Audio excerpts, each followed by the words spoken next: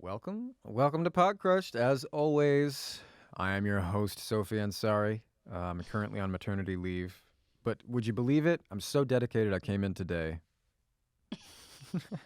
Your voice has changed, though. Those hormones must just be... Listen, hey, birth changes you. It Yeah. changes your body.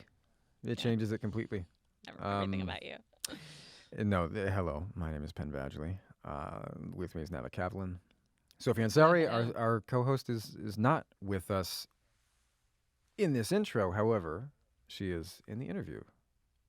Weird. How did that it's happen? weird. There's like a time-space Who continuum knows? that's being...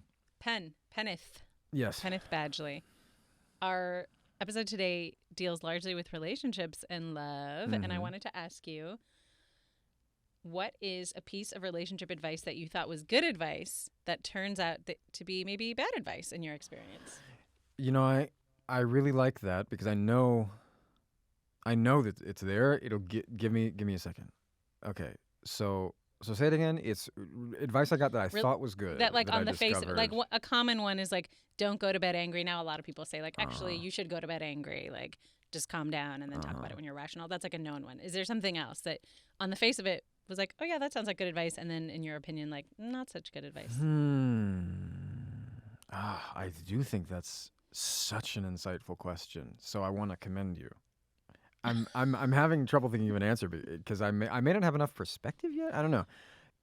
Okay, while you think of it, Penn, I'm Okay. going to answer the reverse of that question. Advice that seemed like bad advice that ended up being good advice that I got from Penn. And it was at a moment in time where I was interested in someone who kept talking about other women that he was seeing. And I was like, I'm not going to go out with this guy again because this is ridiculous. And Penn was like, actually, I think you should because one, you just like don't have a lot of dating experience and it would be good for you to enter the arena. And two, like, there may be like reasons why he's doing this, like it's a deflection or whatever. Like, just give it time. Like, you don't need to rush to exclusivity. And I think other people thought that you were giving me bad advice and that this was like an obvious red flag situation. Right. Okay. And yeah. but it was really good advice. Like, it was a really good experience. I became good friends with that person. And the thing that Penn told me was, even if I was like, but it's totally like not going to work out. Like, I can foresee that. And Penn said, even if it doesn't, you are capable of overcoming rejection. And I feel like all the popular advice is like, protect your heart from rejection. And you were the first person who had ever told me, like, it's okay. Like, you're capable of overcoming it. Like, just gain the experience. So on the face, that might have seemed like bad advice, but and you were the only person who said it, but I really appreciated it. And I'm really glad I went through that experience. I like that. The way you're saying it makes me sound more insightful than I felt. Yeah, I know. The way I was saying it, Certainly. I'm like, this sounds like great advice, but I must be elevating it because Yeah. No, it no, was great advice.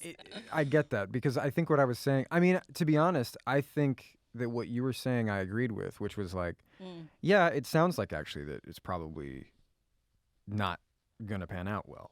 But there's only one way you can know. And I think there's maybe a lot of emphasis on like protecting your heart, but that might also be like protecting your ego because like getting rejected, like I mean, it hurts your heart at a certain point, but I think it's also like it's like a painful blow to your ego. Yeah. So it's like, is It's a our ego wall. worth protecting that much? Like, it's okay if Right, someone right, ultimately yeah. decides to go a different way. Like, that's fine. Yeah. You'll survive that.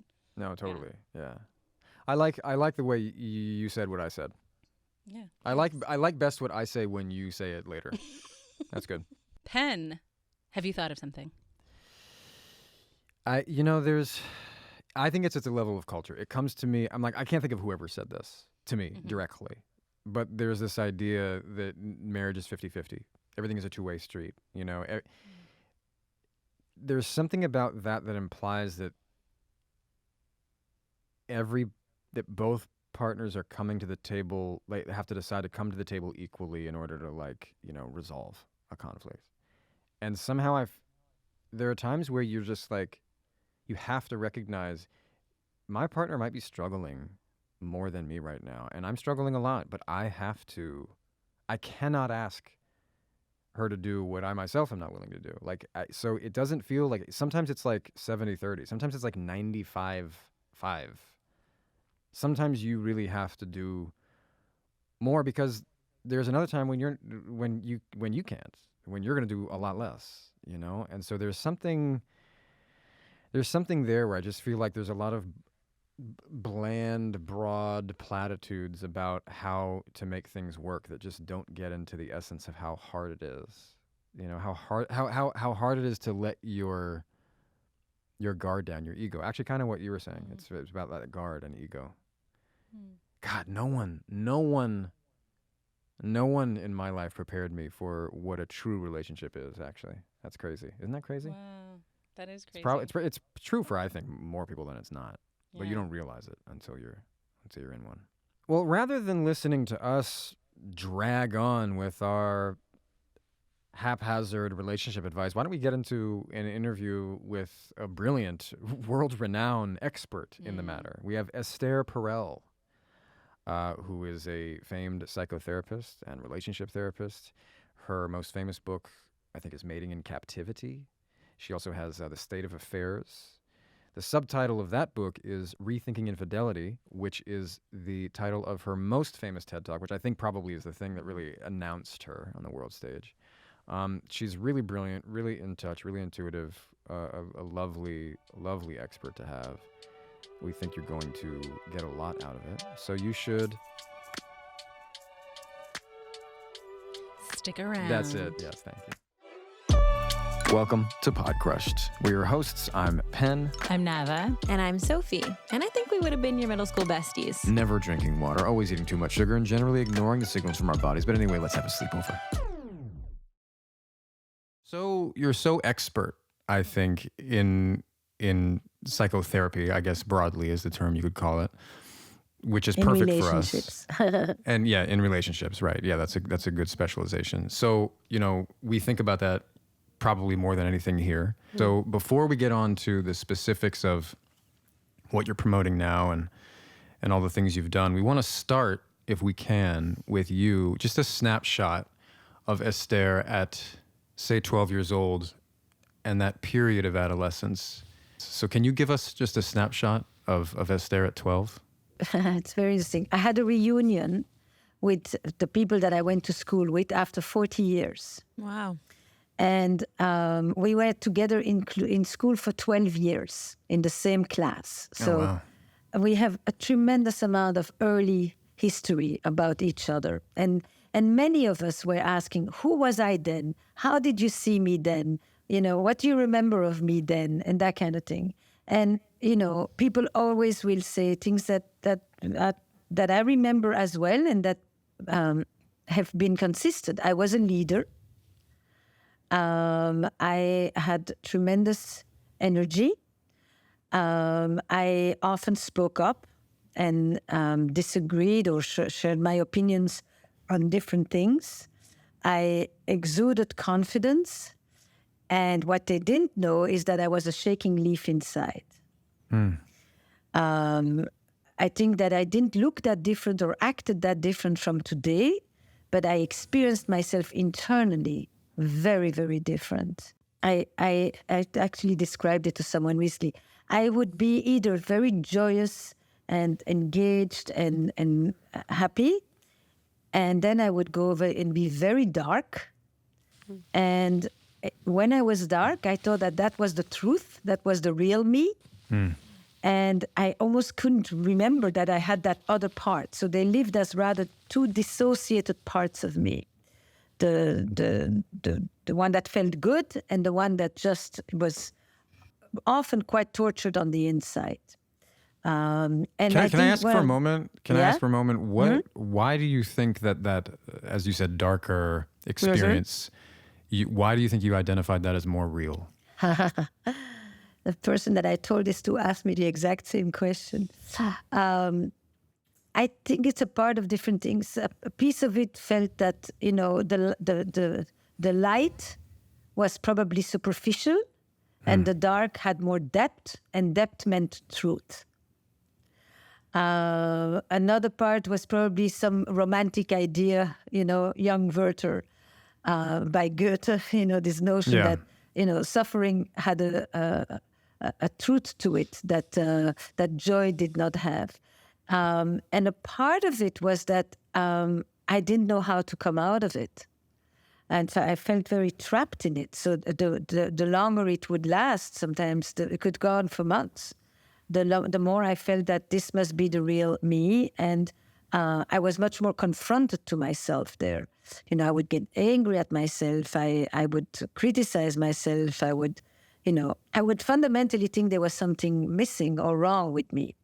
And I probably had internalized, a good critical voice that my mother especially excelled at. And so all of that made it feel like this was more true than the other. And seriously, coming out of adolescence or coming out of young adulthood was about reconciling these two parts, so that they would remember each other and know that they were part of one person, and that they would more blend with each other as well. That really resonates with me a lot. Probably not my two co-hosts. I don't know. But I could say, I was really, as a teenager, very curious, which I've always been. I traveled a ton. I started hitchhiking at 14. Wow. I hitchhiked many parts of the world. I was a musician. I did theater. I had a very rich social life. So all of that was there too. But internally, there was, I could completely dismiss all of that. So when I would say that this was more true, it was like, and it's very interesting. I haven't thought about this in a while until this person asked me the question, and I had to say, "Oh, I just thought of this. I used to have these two selves, so to speak." That makes me curious. Hearing that you hitchhiked at 14, that seems so unfathomable to me, and it makes me curious if you were very fearless in all areas of your life, or if there were some areas that you were more fearful, maybe than other people, but more fearless in this area that maybe other people wouldn't have been. So I could answer this in two easy ways. One is I've always thought of myself as counterphobic, which means I'm actually quite fearful, but I live as if I'm fearless. Wow. So wait, say that word again. Counterphobic? Yes. Huh. It's like jumping from heights when you are terrified of heights. Okay, right. It's daring yourself. It's kind of putting yourself in a position in which you numb out the fear by doing these big things, but that doesn't mean that there is no fear inside. Yeah. But I would say that I did a lot of things that I thought I can do. So I didn't necessarily go to the places where I didn't know if I was capable of. Actually, the first thing I ever did that I had zero idea if I could do it was write Mating in Captivity, my first book. Because I have tremendous awe and reverence for books, and I just could not believe I could ever write a book, let alone a book that has survived for almost 20 years the way this book has. But I only did the things that on some level I thought I probably could handle. So in a way, I was fearless about the things that I wasn't that fearful of. Yeah. That makes sense. I would imagine you've done a lot of reflection. If you're willing to share some here, what is so much of what makes us the way that we are is our nurture, not just our nature. What was your family life at this point in life, or lack thereof? For a lot of people, it's tough. It's interesting. I've just released this course on conflict, and I've had to think, what was conflict like in my growing up, right? And I had two scenes that came up immediately. One was a scene on Friday night. And this is very timely. That's why this is so amazing that it's not like I forgot it, but I haven't told this in a while. I hadn't had the reason to tell about this. On Friday night, my family would come together. We would have Shabbat dinners. And inevitably, we would launch into acerbic screaming matches on politics, particularly on Middle Eastern politics, but also on France, Belgium, whatever was going on. We would scream. These were not nice, reflective conversations. And in the middle of the whole argument, somebody would say, "The apple tart is delicious tonight." And then we would continue yelling.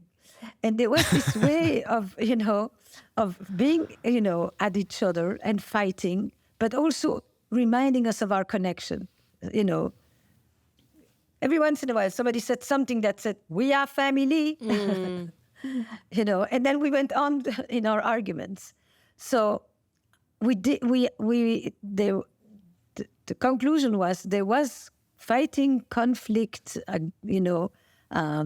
acrimony and stuff, but it never destabilized the connection. How I grew up in a family of two parents who were both sole survivors of the Holocaust, and that kind of permeated our home life a lot. To know we were steeped in history. There were no grandparents or any of that. My parents had lost everybody. There was a lot of laughter actually in the house. I mean, humor was a major panacea. And my mother had a saying, which was that the friends and the neighbors will tell you what is good about you, and the mother is there to tell you what the other people won't tell. And she was true to form till she died. So I understood early on that I'm going to have to find people who have good things to say elsewhere. My dad was one of them, my brother. I mean, I didn't have a shortage of that, but her voice was very, very big. And I actually have replicated most of that. I fought tooth and nail as a teenager with my mother. I was at loggerheads with her because in some way I thought if I fought back, I could kind of resist some of the onslaught of the criticisms that she could have of me. But it didn't. She penetrated under my skin in very invisible ways. But nevertheless, I screamed a lot with her. I had big fighting matches. And that lasted probably till I was 19 or something. So I didn't go away at 15, 16. And in the same breath, she taught me to dance. She taught me to sing. We would laugh together. We would travel together. All of that happened too. But every once in a while, we had one of those major fits. Did you ever get to a point in your life where you were able to talk in a productive way with your mom about that experience of having so much criticism from her? Productive would mean that she accepted or understood or empathized or something. No. I did tell her, I said, we're alike. It's like, if you think that I come from nowhere, I come from you and I fight back with the same strength you have. So we had those. Now, the best way really became to learn to differentiate and to just say to her, I would basically say, use humor to deflect and to not engage, and then later to just understand that this was one out of many behaviors. This wasn't all of her. But yeah, she had a way of really getting me out of my body. And then I had to learn to not jump out of my body. And then she became less problematic to me. I mean, you don't change the other, you change your reactions to the other. Right. Your description of your family at dinner, or what conflict looked like in your family, felt sort of familiar to me. And I wonder, when you started to be in relationship with other people, like in romantic relationships, and where, conflict comes up pretty frequently or can, did you have to shift something about the way you approached conflict? And was that hard for you? What was that experience like? I think the main thing I had to learn in my way of fighting was it's okay to say what you just said is true, or I see your point, without having to deflect or be defensive all the time. Because if I admit something, then it means that I'm wrong completely. That dance, because I had a dad who was phenomenal and completely different from my mom, but in the conflict zone, since that was honed in with her, she was very defensive. She never admitted anything, ever. And so I learned never to admit too much either. And to learn to admit is a very liberating thing. Yeah, there's so much power in just like, that's right. That there's some truth to that. To what you're saying. Did do that and I was wrong, or I did say that and I should not have, or and to apologize. Also, I am an amazing apologizer today. When I say amazing, I mean I believe it's easy for me. I like to be given the opportunity to.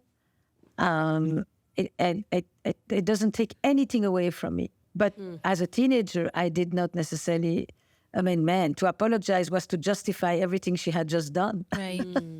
It was this kind of polarized situation. That's extremely rich and liberating when you learn to apologize, to acknowledge, to not just be knee-jerk defensive. Oof, it opens up a whole new vista. Esther, we were really excited to receive your game, copies of your game. Where should we begin? And we thought it might be fun to ask you a few of the questions that come up in your game to get to know you a little bit more. Are you? Did you play? I actually did play with my husband, and his high school friend was visiting when the game arrived, and I realized, wow, there were several questions where I had an immediate answer, and I thought I can't share this. I can't talk about it with this person here. And it just made, I think of myself as like quite a vulnerable person. So it really was confronting for me. I was like, I ended up having to give sort of my secondary answers for several. So rather than open up, you just decided to stay closed. Yeah. But Cool. you know, I have it now, Cool. so I can keep playing. Yeah. Are you down for us to ask you some of the questions from your game? Yeah, but I think we should all answer them. Let's go. Okay. Okay. Okay. I want to hear Penn and That's good. Yeah. I want to hear Nava, Okay. Okay. Do you want to do the first? Okay, sure. The first one is something I wish I had been told as a child. Is? Oh, that I don't come from the stork. Ah, that's a good one. So amidst I grew all up- that, you were also told that you come from the stork? Oh, yeah. I grew up in utter ignorance. I grew up I was 9 years old when I understood there is no stork. Wow. That was a big day. And then you went right into that 15 years of no consequences and sexual liberation. So. I had a few steps. But yeah, can you believe coming home and just saying, Mom, that is not true. There is no stork. And she says, we'll talk about it later. And then did never you? once later. Of course not. I found other people to talk to. I have a brother who's 12 years older than me who filled in many, many gaps in this regard. But so that's the thing I wish I had been told as a kid. You didn't expect that one, right? No, I didn't expect that at one to all, come out yeah. either. It's not like I'm prepared to your questions. Yeah. I don't know. Something I wish I'd been told as a child was no, but my parents didn't let me be entitled. Like, it's not like they never said no, but they let me quit anything that I wasn't good at. And it's like one of my biggest, I think they were really great parents in a lot of ways, but it's one of the ways that I feel like they could have been better. So I sort of developed this thing of like, I only do things I'm good at, and I don't sit in discomfort. It's like, oh, I wasn't good at that, after a couple months, quit. Interesting. That actually resonates with me. I'll piggyback off of that and make it just a little more specific, was to keep playing piano. Like keep playing, oh my goodness. Why Did did you they let pick me it up quit? again? Yes, but much later, and I'm not in a phase of life where I can, Sit I for can't, hours. yeah, right, yeah. It's become like a long-standing family joke that I say, like, I'm the nub of the family because I'm the youngest child, and everyone laughs, but I'm serious. I do feel like in some ways they've just, they're like, oh, Sophie. So I guess, I don't know what I wish I had been told. Maybe I wish I had just been told, like, yeah, I want to hear what your opinion is or what you have to say about that. Rather than you're the baby. Yeah. Yeah. The nub. No, yeah. I have questions That's about a cute that word. A cute word for really sad feelings. I know. That's why it makes sense that it's a joke. It's like a family thing. Okay, when I look at a photo of my younger self, I guess Esther doesn't always have to go first. Whoever wants to go first. I think I cringe when I go like this. Oh, I thought you were going to say I cry. I did too. I was like, well, he's going to be No. vulnerable today. No. I suppose it could go there, but that's why I cringe instead. Okay. I think that when I see a picture of my younger self, I really do think, what was I so tortured about? Like, is that sentence that, if I had the confidence of today with the looks of then, what was I so tortured about? Why did I make it so hard on myself? I had so much good stuff in my life, and I didn't always know to appreciate it. Yeah. So that's what I say. I just say, wow, a whole world. Yeah. What would you say? I was just going to say it depends on the age, totally, Yes, as well. But yeah.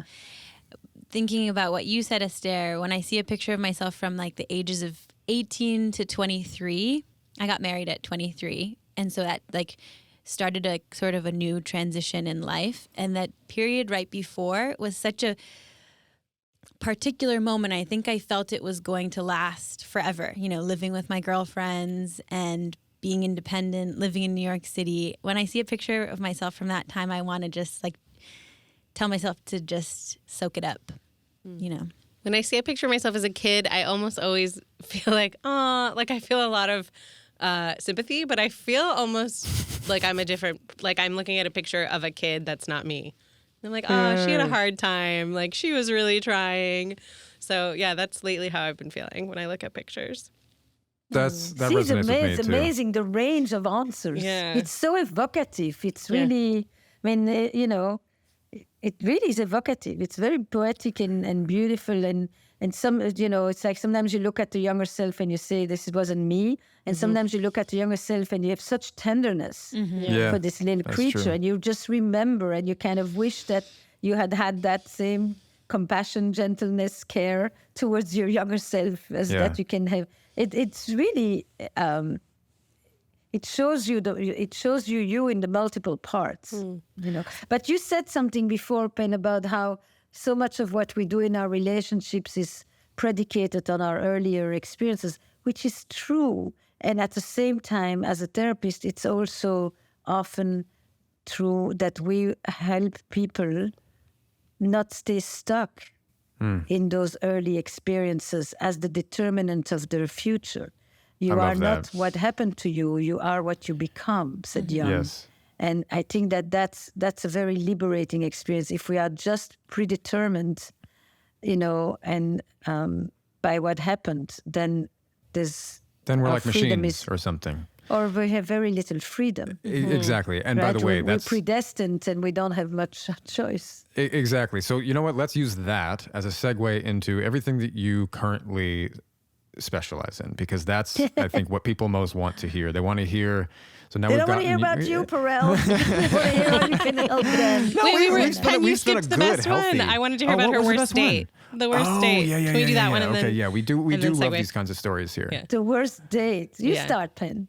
Oh, yeah, the worst date you've ever been on. Fun. So here's the truth about me, just a little bit of context. I'm going to make this a long answer. Wow, that's so surprising. I've been on, I can think of really like one date comes to mind, and very informal and casual. I've been in 4 relationships. The 4th one was my wife. My first relationship was very, very long and quite difficult with someone who unfortunately has passed because of, it's like it's a very, very intense formative relationship thing. So by the time I was in my early 20s, I was on Gossip Girl. So I never got a chance to date as like just an anonymous person. Mm-hmm. And the pressure was so high that I essentially didn't do it. And I just waited until like I met someone where there just was immediately a relationship, basically. And I didn't consciously do this, but this is what happened. So the worst date I've been on is like the only date I've been on, and it wasn't that bad. It just wasn't that good. It was like it was just awkward. I felt just like, why am I doing this? I'm spinning my wheels. I don't particularly like this person, but this is what I'm meant to do, right? I'm not particularly interested, but it's like, fine, That's that. So yeah, I don't know if that partly interesting. I can go. Boring. I have a worse one. Mine was here in LA. It was like last year. I had just broken up with someone, the most serious relationship I've ever been in. I was like, all right, I'm gonna jump. I'm gonna get back in there. Online dating, and basically the person. I felt it was so obvious we didn't have a connection right away. It was very painful to get through the date. He wouldn't I would ask him questions. He wouldn't be like, what about you? Even that like simple. So it was just like him answering interview questions, basically. I ended up ending the date early, and he insisted on walking into my car.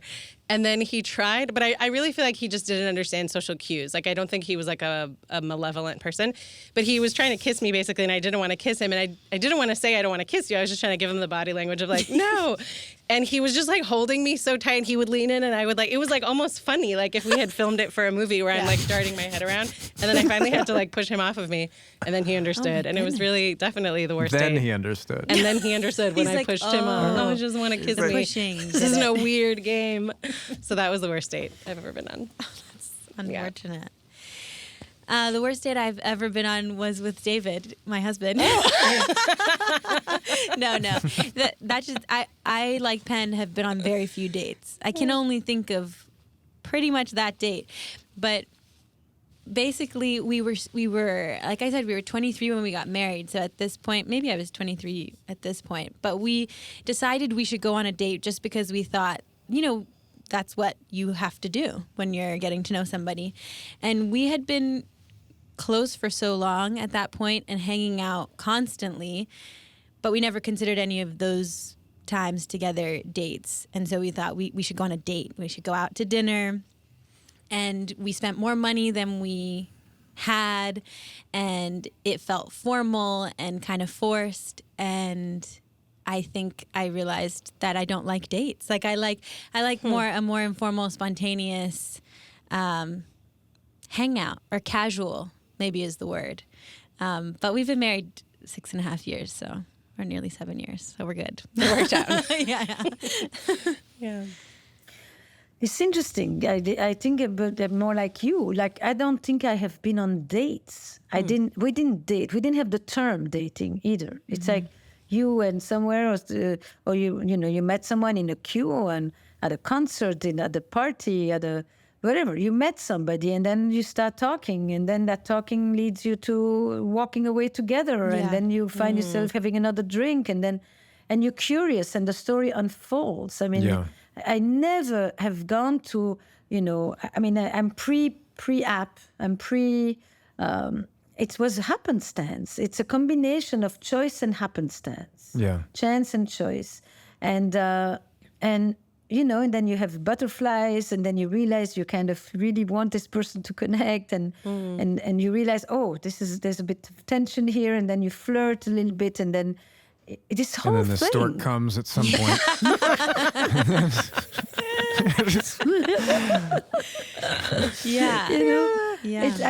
I've never gone and sat in a noisy bar and interviewed someone and tried to date as if I was doing a job interview. I mean, seriously.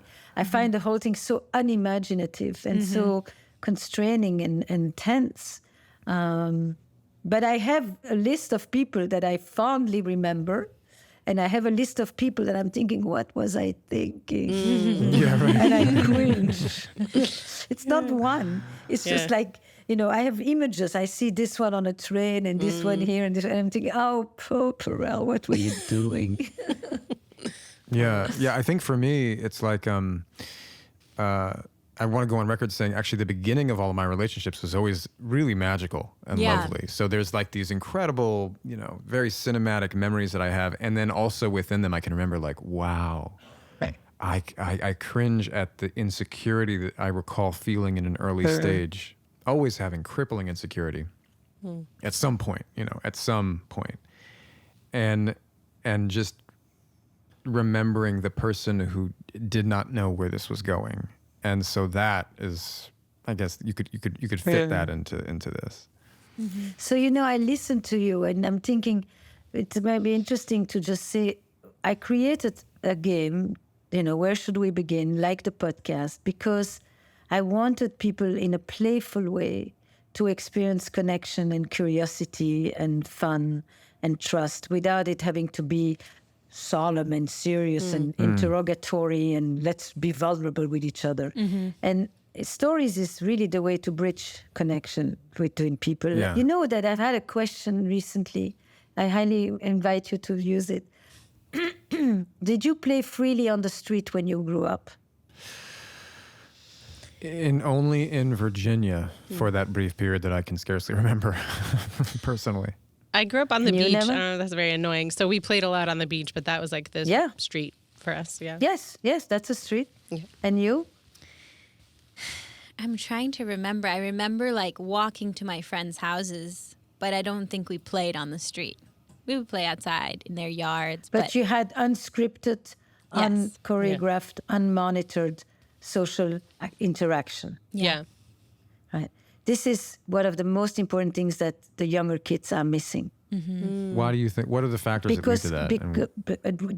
one of the main there are two main factors. One is the hyper-structured lives of a lot of kids, and worldwide, worldwide Western Yeah. world, and the other thing is screens. Yeah. Yeah. Screens and the isolation and the individualistic lives instead of the free form outside with people that are different from you because they just, they're around, they're in the playground, they're in the beach, wherever. There is silos in our lives. Then there is the virtualization of our lives on all aspects that starts very, very young, very young. We're talking 2-year-olds.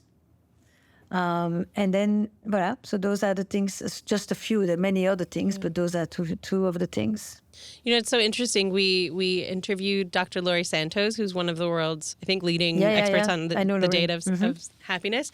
And she said, I don't remember if she said it was a piece of advice she would give to parents, but it stood out to me as like something she wanted parents to hear, which is that it's very important for kids to rest. And she was saying that today parents overschedule their kids more than before, violin and then swim and their kids are like, it's creating a lot of anxiety in children's lives. And then the other thing she said is that the number one factor in happiness is sociability, and that this generation is the most like anxious and depressed and lonely in recorded history.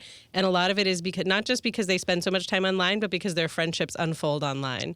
And so it doesn't give you the same hit as being with someone in person, and they're not aware of that. So they're being robbed of like the number one thing that creates happiness. And I've really been thinking about that a lot, and even how my friendships unfold more online now than in person, and what that means. It's called the rise of the new AI, artificial intimacy. Oh, I've not heard that. Wow. And artificial intimacy is when you have 1,000 virtual friends but no one to feed your cat. Yeah. Oh my gosh, And that you have a really- lot of friends but no friendships. Yeah. Yeah. That really hits. Totally. Can I ask you what you're at this point you're like a prolific expert and you're so popular, and I'm curious, like, one of the things I think about the most, being known for a certain kind of love story, as an actor, I think about the effects of the love stories that are popular and have been for generations, and the effects it has on, whether positive or negative. I think a lot about the negative effects.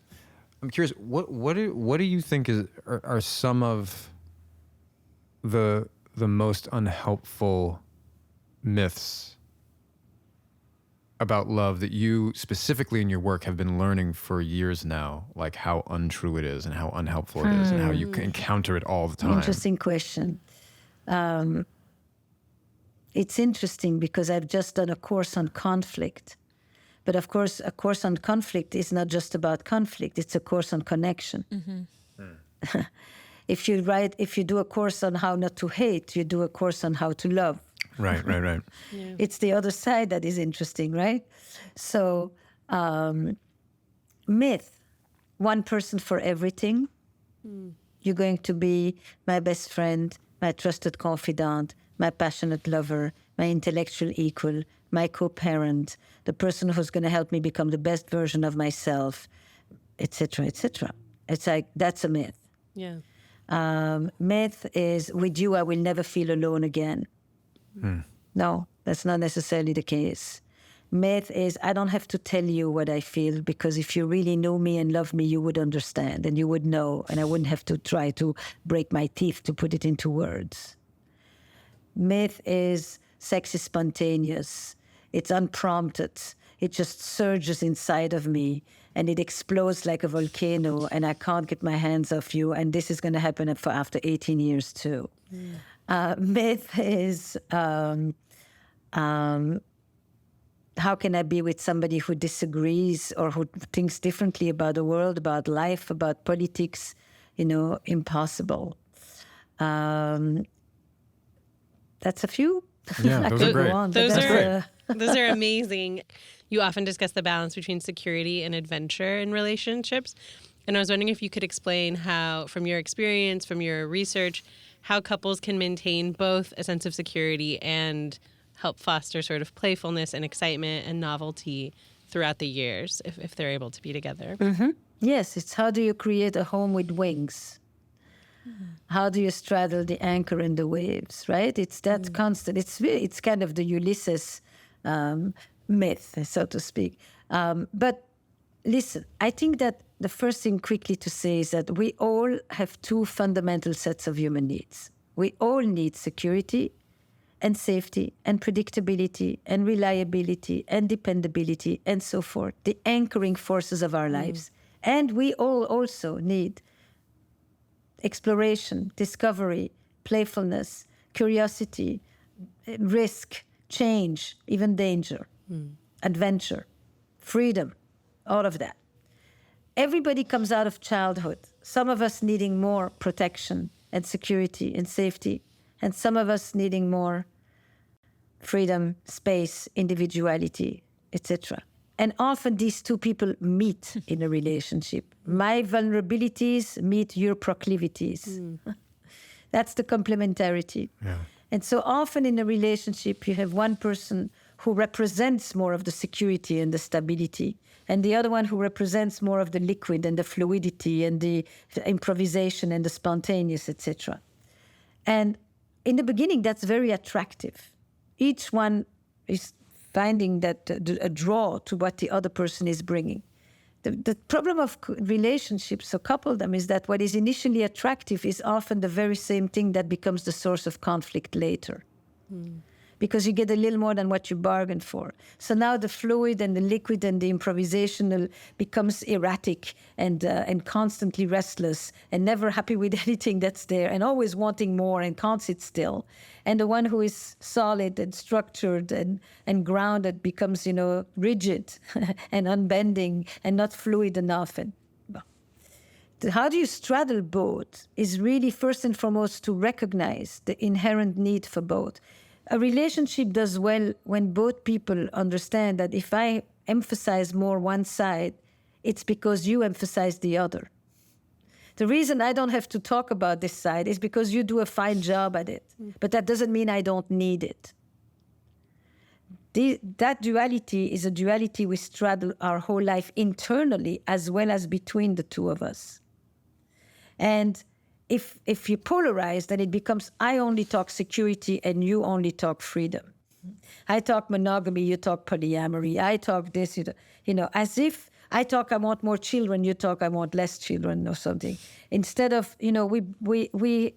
these complicated questions involve holding the ambivalence, holding the duality. You need enough safety and to be able to take risks. But it is also when you take risks that you develop the trust. It's both and. Oh, that's true. That's a very important thing to understand. If you only hunker down, look, it's very simple. Every system needs stability and change, every relationship. If you put too much emphasis on the stability and you don't change, you atrophy and you die from within. If you put too much emphasis on the change all the time, you become chaotic and you dysregulate. This is true for every living organism. And that's the thing that we need to do in a relationship.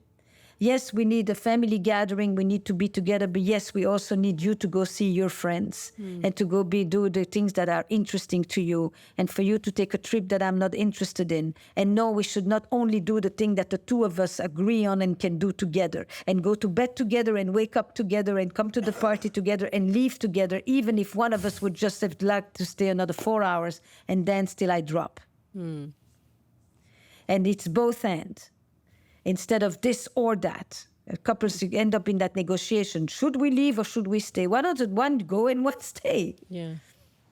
And the more room you make for the individual and the more togetherness you will have, because wherever you feel free, you come back home.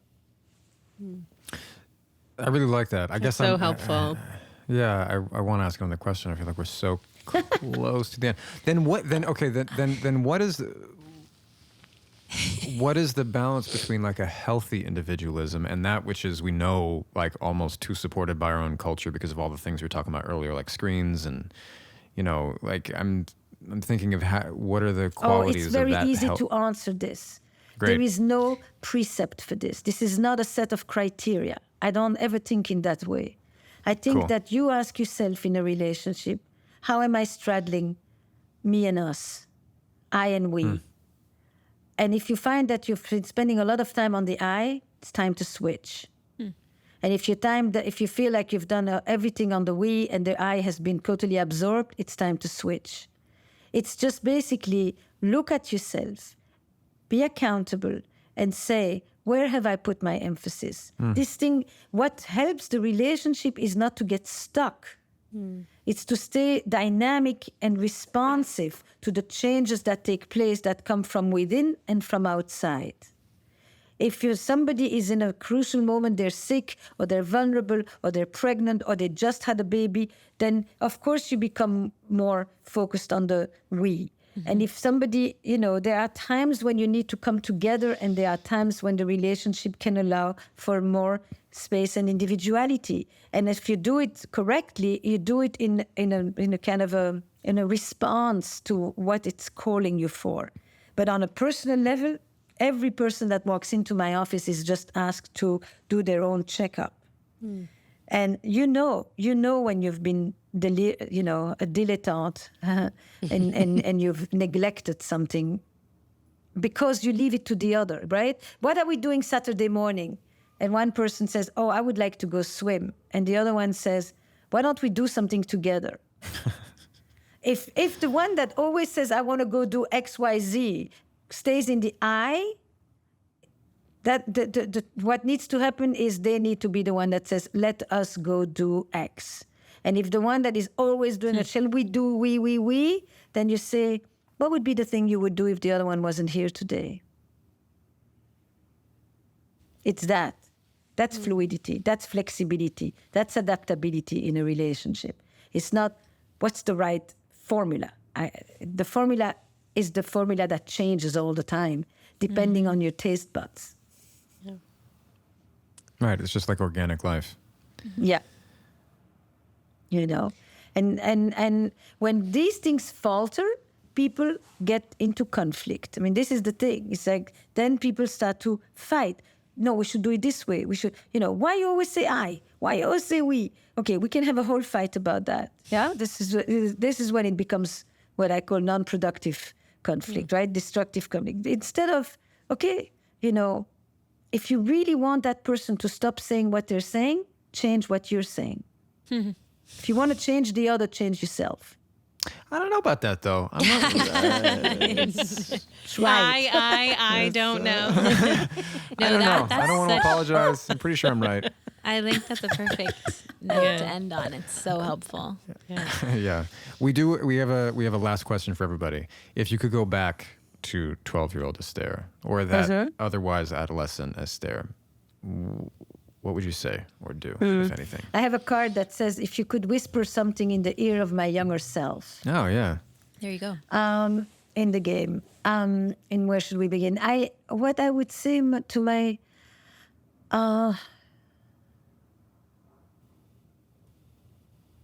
it would be something about being less hard on myself, basically. I think that I wouldn't say much. I would have done this. Yeah. For those who are not watching, just I'm putting my hand on my shoulder. I think what I really had to learn is to put my hand on my shoulder. It's okay. It's okay. And that doesn't need words. It's the hand on the shoulder and then you move it. And it says that movement on the shoulder. You don't just keep it still. It says it's fine. It's right. Because what are you doing when you move the shoulder? You're basically holding the baby. It's the same motion that is soothing and that says, you're okay here, you're safe here, it's fine. That's the gesture I would do to myself.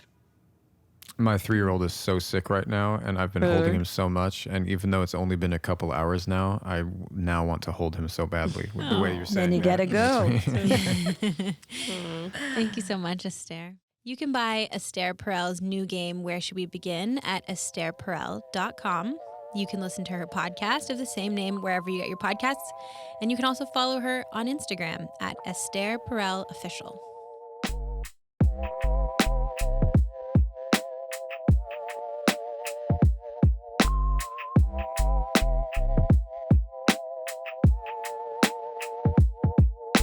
I texted Nava. I said, Nava, just in case I have some contractions in the episode and you see me like squirming in my seat, don't be alarmed. I had contractions last night, but they've stopped. So my doula thinks that they were just like very strong Braxton Hicks, but she told me tonight might be an exciting night. I feel like Penn and I can never skip again. Sophie came in labor and did the episode. Penn and I will never have an out. Yeah. That's right.